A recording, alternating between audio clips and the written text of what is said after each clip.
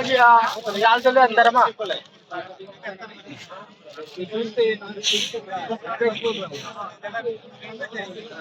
सन्नाटा कुछ आ गया भाई।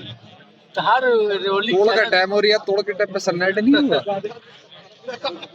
तो आज भाई क्या है खाने में? आज मछली है, मछली है या तो मुर्गी होगा, मुर्गी है, मछली नहीं है।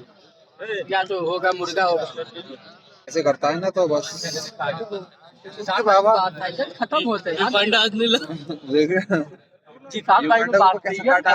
अब भी ये अजान होने वाली है।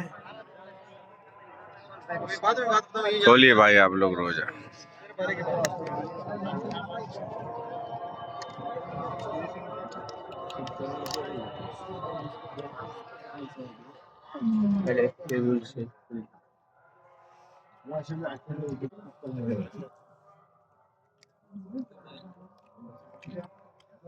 सामने कैमरा से कर लो।